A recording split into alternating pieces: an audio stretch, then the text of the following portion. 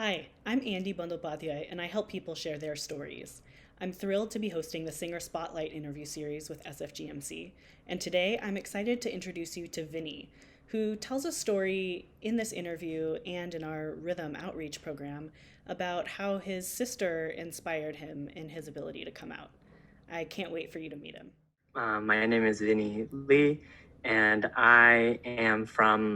I'm a Bay Area native. I was born in San Francisco, spent my early childhood in San Francisco, and then the rest in San Rafael in the North Bay. And I joined in September 2014. So this is my sixth year in the chorus. I wonder if you could start with how you grew up a little bit, up to the point that you came out.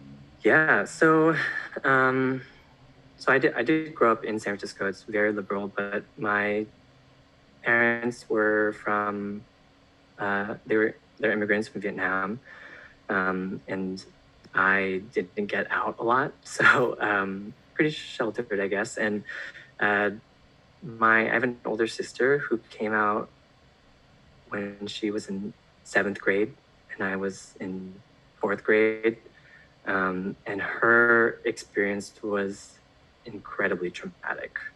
And it scared me so much. And I knew that I was just like her, and um, I never wanted to disappoint my parents the way that I saw she did. So it was really hard for me to accept who I was and come out. Like my sister started out as bi, and then in high school she was gay, and then she went to college and she traveled and she met some trans people, and then she saw, oh, like finally that's the kind of person that's who I am. And so she paved a really wide path for me. So when I came out, I was like, I'm just gay. And by that time, my parents had come to be more accepting of us both. And so actually, when I came out, my mom had been asking me every month, like on the first of the month, she'd be like, "Hey, how are you, Vinny? Are you gay?" And I was just really holding on to this idea of being the golden child and being perfect. And I never wanted to do anything to disappoint my parents. And was really, uh, I really wanted to make them proud and honor the insane sacrifices that they made to get to this country and to have us.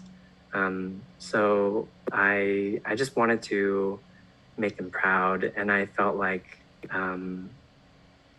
just from seeing my sister's traumatic experience that they wouldn't be proud of me anymore if I were gay.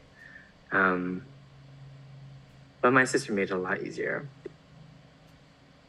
What changed for you to be able to tell your mom? I would love to say that it was because I just, woke up and I was like, yeah, it's time. But I truly feel like I would maybe still be in the closet now if it weren't for my sister and her encouragement to come out. Um, I was home one day visiting my parents, and my mom was there. My sister was there too, and she just kind of like dragged me over to the couch, and she just said, "Vinny, I know you have something to say to our parents." I mean, honestly, in the moment, it felt like betrayal. It felt like a violation of my privacy. And it just wasn't, it wasn't what I was planning. It wasn't what I expected. I planned a whole, lovey-dovey dream coming out experience, but I feel like I rarely hear someone coming out the way they want to. Um, so it was it was definitely time. I was 24. Um, and I think my sister just knew that it was a safe time to come out. I refused to see it. I refused to see the changes that my parents had gone through and how they had become more accepting of her and of the world. And I think she was kind of reading the writing on the wall for me and saying, it's okay. I'm here with you. It'll be okay. You can come out. I think you have something to say to our parents. So then what happened? Uh, I was surprised that my dad was surprised. Because I feel like I'm pretty effeminate, and my mom had been asking me every month. So it was okay. I didn't get kicked out like my sister did. I had a very easy time, and I really do owe it to all the work and the pain that my sister went through. You mentioned earlier on that the chorus was a space for you to try out some of those things, or try out becoming the kind of person that you wanted to be in your 6 years here. Could you share some of the things you tried, the things you learned? Yeah. Well,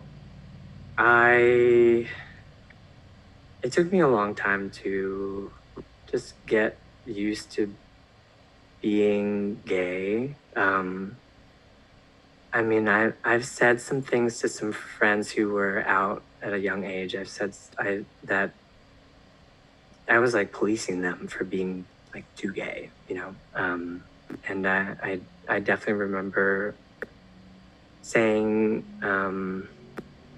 questioning why someone was so flamboyant, and so it was something that some internalized homophobia that I had to get to process.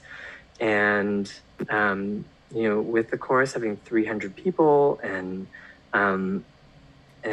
so many different sub communities in the LGBTQ world are represented, that and everyone's so beautiful. Everyone's so brazenly themselves and so proud, and it felt like a very safe space. And so I started wearing more flamboyant things and colorful glitter. I remember the first time I went to Dragathon. I wanted to get into drag for the first time, so that was really scary to me, because I was afraid that my friends would see it, my family would see it, and they'd think, oh, does he want to transition? Is this a sign? Does it mean something? And so everything just felt like it had more weight. Everything became like identity politics, and I shed that.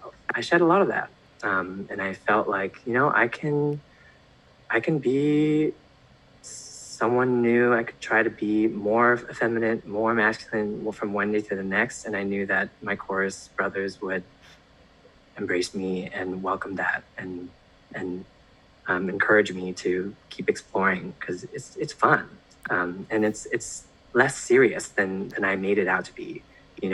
Like painting your nails doesn't make you any less masculine than growing out facial hair makes you less feminine. That's a beautiful example. And something that I actually love when we're sitting in rehearsal, just looking out and seeing all of the different ways that people present, whether it's hairstyles or facial hair or the clothes that they're wearing, or nail polish or no nail polish. I love the variety that we have. Yeah, I feel so inspired. It's kind of like, oh, I didn't know I could do that. And you see it, and it's so simple, and so I want to give myself a chance to try it and see how it feels in my own skin. Every time I go to rehearsal and I see how many different generations of people are in singing together, I think about those of us in our chorus who fought for myself to be who I am. It's rare to find intergenerational queer spaces, I think. And the chorus is a beautiful one. Yeah. I mean, it's still hard. In the chorus, it's still hard because we do get cliquey. But I know we're working on it, and I'm so grateful that our community, the one that we have in the chorus, is self-aware enough to continue to want to break down those generational barriers and bring us together. And it's a work in progress, but I've personally experienced a lot of light bulb moments, and like with members from the chorus who are older than me, and it's something that I never thought that I needed, that perspective. And you know, it's rare to get that chance. Like you said, it is rare to find these make these intergenerational connections. But it's important. Like, knowing your history is really important. I love the historical work that we do, not just in the sense that we're a part of history and we've been around for 40 years, but also things like commissioning Unbreakable and the show literally being a song per decade to help us remember where we've come from. Yeah.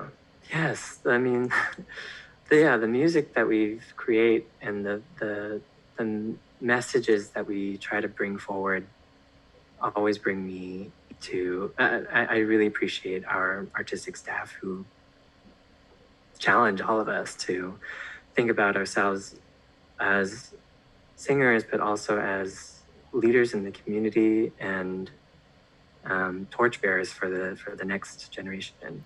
Is there anything else you'd like to share about your experience in the chorus before we go? I would say that if anyone feels like they want to audition, anyone at all, they should. There's a space for you here, and we want you, and we need you.